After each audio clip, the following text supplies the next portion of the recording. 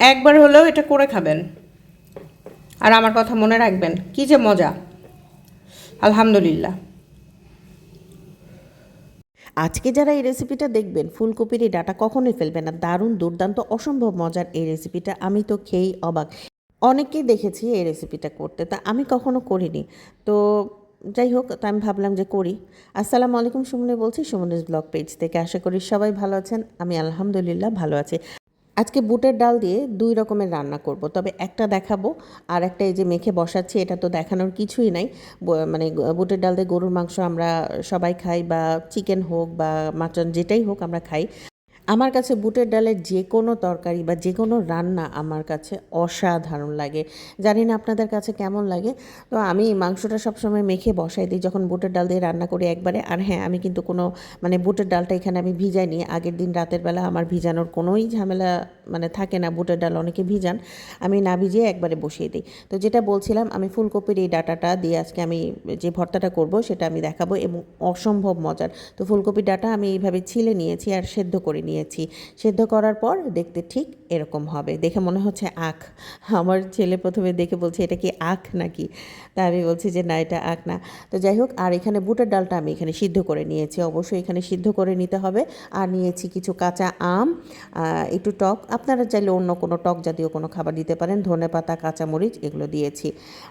সাথে একটু লাল মরিচও দিয়েছি, মানে কাঁচামরিচটা লাল হয়ে গিয়েছিল সেটা। এখন আমি এগুলোকে ব্লেন্ডারে ব্লেন্ড করে নিব, আর সামান্য পরিমাণ পানি দিব। তো ব্লেন্ডারে ব্লেন্ড করে নিয়েছি। এখন আমি কড়াইতে একটু সামান্য পরিমাণ তেল দিয়ে রসুন ভালো করে একটু লাল লাল করে নিয়েছি প্রথমে, তারপর দিয়েছি পেঁয়াজ। এখন আমি ফুলকপি ডাঁটাটা যেটা মিক্স করে রেখেছিলাম, তো সেটা আমি দিয়ে দিয়েছি। এত সুন্দর একটা ঘ্রাণ বেরোচ্ছে, এটা আমার কাছে মানে এখন থেকে আমি বলবো যে আপনারা কখনোই এই ডাঁটাটা ফেলবেন না। না ফেলে এটা খেয়ে দেখবেন। অনেকে কিন্তু তরকারিতেও খায়, আমার শাশুড়ি শুটকির তরকারিতে দিত, এত মজা লাগতো আমার কাছে, কিন্তু আমি শুটকিতে দিতে ভুলে যাই।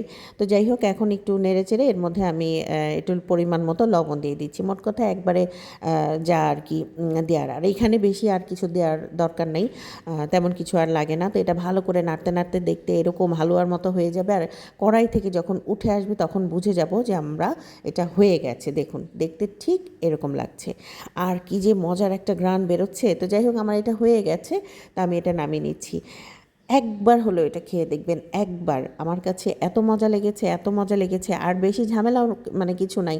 এটা অল্প কিছু, আর ওই যে টক যেটার কথা বললাম, যে টক আম, আমার বাসায় একটু টক টক আম ছিল, সেটা দিয়েছি। আপনারা এখন তো জলপাই বা তেঁতুল এগুলো দিলেও হয়। তেঁতুল তো আমাদের বাসায় প্রায়ই থাকে। তো যাই হোক, তেঁতুল না দিয়ে আমি একটু কাঁচা আম ছিল, এটা আমার কাছে অন্যরকম একটা ফ্লেভার লেগেছে, তো এটা দিচ্ছি। তো খেতে কেমন লাগছে আমি একটু খেয়ে দেখাচ্ছি।